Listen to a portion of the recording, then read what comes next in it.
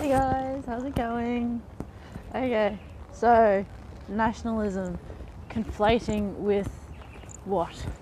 A lot of people talk when they talk about nationalism these days, speak and or say or refer to it as something that is only a part of the extreme right conservative people. Yeah, I don't think that's true because having looked up the definition, and I think it has changed over time. Nationalism, though a modern term, speaks to, well, I'll put the definition down there. Basically, being and promoting the identity of a particular nation over others. It doesn't have to be detrimental. It's like, well, you know, that your friends and your family, you'd protect them. So think of a nationalism as kind of like an extended family. But I don't think that it is solely at the purview of the conservatives. I mean, the national identity of Australians, I mean, we are well known for Vegemite, Tim Tams less often, Milo, blue heelers, jackaroos, you know, just your typical Aussie, you know, throwing your shrimps on the barbie. We don't say shrimps, but, you know, barbecues, beer, fair go, you know, that's part of our national identity. And to say that that's a bad thing or to conflate that with only the, I think the extreme conservative or right is to me doing a disservice to us Aussies as a whole, because in this kind of political climate, I think some people believe that nationalism and having a national identity is a bad thing, but they can't exactly say why. Or if they do, they say, oh, it's because, you know, Australia's done bad things, like Australian people have done bad things. Just like I was listening to Sargon of Akkad, and he asked people, you know, do you think the idea of Britain and the UK is a bad idea? And they said, well, yes, because, you know, we've oppressed people, we've explored, we've, you know, committed genocide. I go, yes, but there's also been good things that have been happening and that have been done by various nations around the world.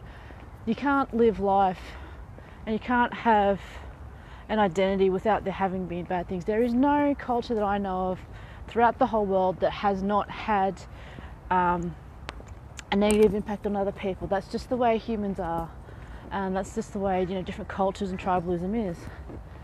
Now, to say, I mean, that's also a pejorative. Use tribalism as a pejorative, which it isn't. It just goes to show that the mentality and the thought of, for some people, is very us versus them, but it could be us and them working together on certain things.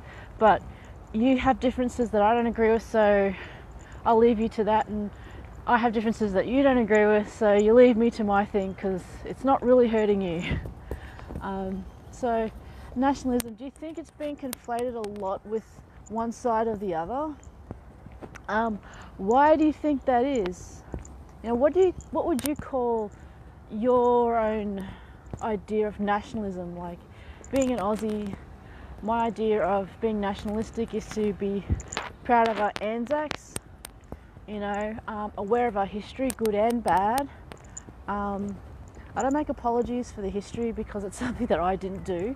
On a personal level, I can empathise, sympathise, and have compassion for people due to the times that happened then. I mean, I'd say when you look 10 years from now, a lot of people would say, oh my God, you can't believe what these people did in the name of, say, free speech or for identity politics. Oh my God, it was so horrible and horrific.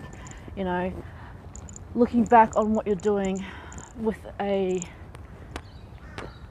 you know, an outsider's view or opinion, a lot of things will change.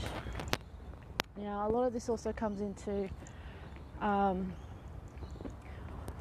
how you identify and why you identify some things in your nationalistic sort of idea as to what's good and bad. So think about that. What makes a nation a nation? what characteristics of the people, cultural, religious, political, makes them part of a nation, melding all that together and say, okay, these are these people. I mean, you can identify different people just by, you know, their accent, the way they talk, their attitudes towards males, females, politics, environment, all that sort of stuff. And that's just a part of what makes a country a country. And I can definitely say I'm proud of being Aussie. I'm an Aussie first and foremost. So in your mind, is nationalism a bad thing? And don't think about it as the modern definition. I looked up one. It says, oh, it's the promotion of one nation to even the detriment of another. And I'm like going, well, no, not necessarily. Any smart nationalistic person would go, okay, this is good for me and only good for me, but in the long run it'd also be bad for me. It feels really bad for you. So it's like negotiations. When people say you've always walked away from a successful negotiation if not everybody got everything that they wanted. So people got what they needed, but they didn't get what they always wanted, like everything that they wanted. Because if everyone got everything that they wanted, I don't think everyone would get everything they wanted. I don't think that's a possibility, but anyway. So what are your feelings on nationalism? I put a definition down below. Thinking about that, what are characteristics of various nations? What characteristics are the nations that you identify with? I'm not talking nations as in just countries, because you can identify particular groups, not really nationalistic because it's not really a nation, but when you think about different groups that you identify with, you'll notice certain things that are in common with those people and your tribes, and you can drill it all the way down to, you know, your friends and family if you want to. I'm talking about a bit more broader scale. So nationalism, do you think it's conflated with one particular side of politics or a particular group of politics? That might be a bit more interesting for you to think about. But anyway, pretty deep for Monday morning.